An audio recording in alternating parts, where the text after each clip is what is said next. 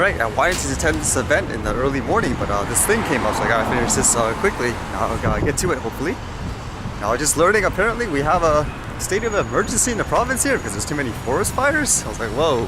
Looks pretty bad too with all the social media videos of people driving away with their cars from the area. Alright, let's get this done first. Speed up a bit. Alright, that's done. Okay, I wanted to visit this event. Apparently you can see like a tiny house. I've always been interested in seeing it. So let's just try to find the place. It looks like there's quite a bit of a walk. You have to go through the university.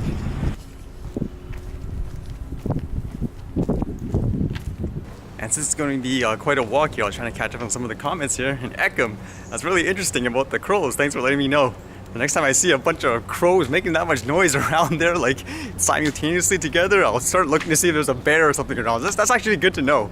I guess both from a safety perspective and at the same time just from observing to see if there's an actual animal in the area.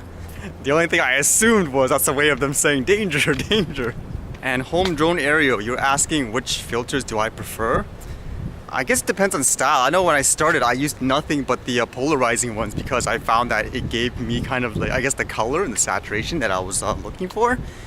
Afterwards I tried to test more of the regular ones, specifically the ND32, just because most of the places I went were really bright and that's why people said use stuff like that. So I guess a real good example actually in terms of color and look, if you look at, for example, the Jug Island one I did with the drone footage, how the water is so blue, like in my opinion, I think that looks really good like that. But that I use like a polarizing filter. Whereas if you look at something like the Bowen Island drone footage, that one I use like a regular ND32. You can kind of tell the difference between like the saturation and look of it. So I guess it depends on the style that you want. But I find anyways, in terms of things like glare and saturation, like if you're filming stuff like water, I find personally those polarizing filters to be really cool.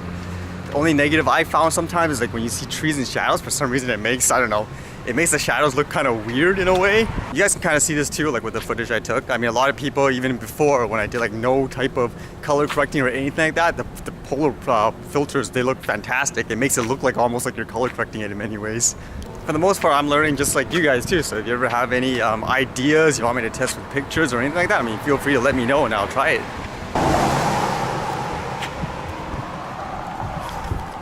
Random pair of socks in the road.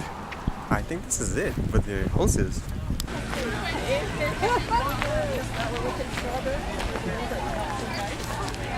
Yeah, looks like it's it.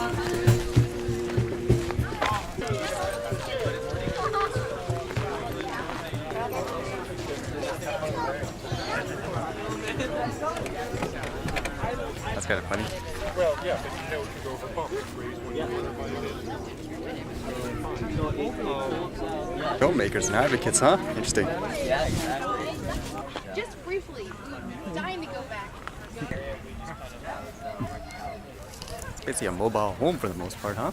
I guess the question is usually how small is it inside? That's what we'll see. I'm guessing that's the bedroom.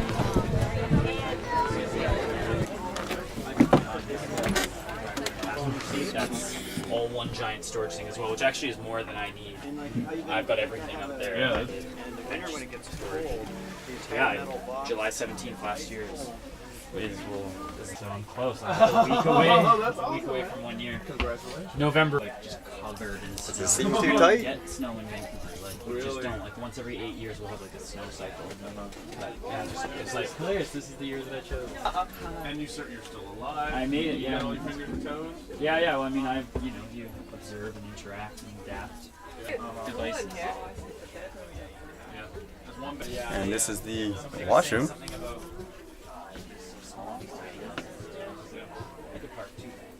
That's great.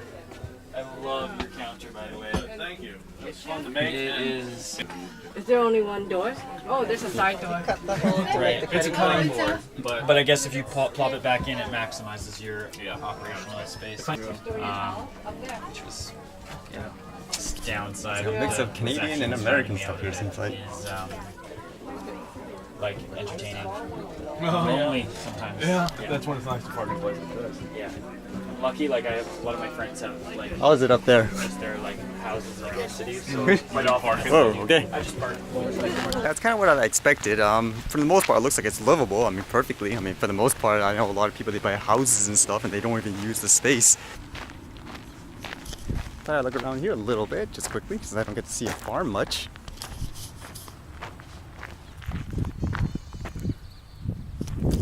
Take a stroll and enjoy, but don't pick. I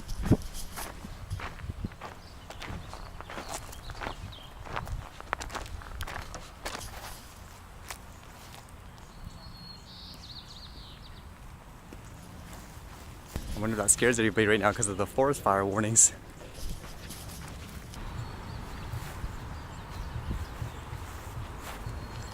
Reminds me of those articles and stuff of farmers that are finally trying to use drones themselves. It's kind of interesting though if the regulations stop them from doing that because it counts as commercial work, I guess, like when they're taking pictures of their own crop fields, which to me anyways, that's kind of silly. Hey, I see some animals. I think they're chickens.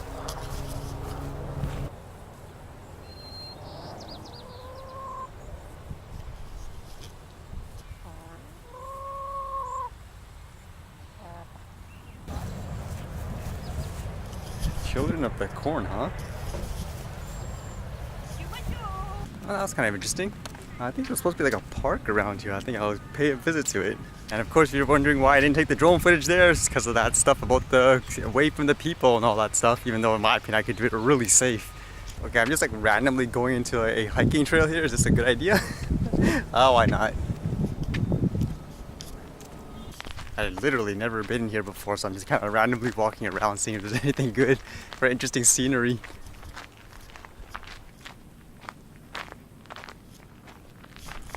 The texture of that tree kind of reminds me of that one I saw at the Kennedy Falls, like that huge one.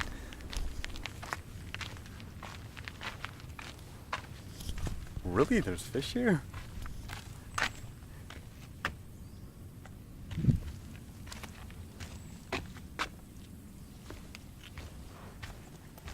Must be during certain times of the year, I would guess. Oh, and then there was this article I read. It was kind of hilarious. It was something to do with in Australia with the drone laws. Like to someone named Pauline Hanson. Okay, I'm not really sure who this is, some kind of elected official or something like that. But apparently someone gave the person a drone just to fly like around the building, and they were like on the camera going like, wow, fantastic. Like for the most part, nothing wrong. But apparently flying the drone in that area violated, I guess, Australian laws or something like that. And now that person is being investigated. Can you imagine something like that happening in Canada? Like an elected official or someone being investigated just to try out the drone? Oh, you're probably wondering what I'm doing. Actually, I'm flying the drone here, first time ever, and I'm all up and down. Right, here we go. Now we're going to go out. Oh golly, as long as I keep it under 400 feet, I'm right. But anyway, this is the first time I've ever done this, but it's just having a go at it. I'll post the link and stuff afterwards once I get back, but it's just kind of hilarious, which I actually think it's good for like say drone laws and all that for people down there, because if an elected official is doing it so safe they can realize themselves, well, this is ridiculous. So I guess there's more odds that they'll like promote the change afterwards. Although someone correct me wrong if that's like real news or not, but that's hilarious, just the concept of it. Huh, what's this? I think I almost walked through the entire park here.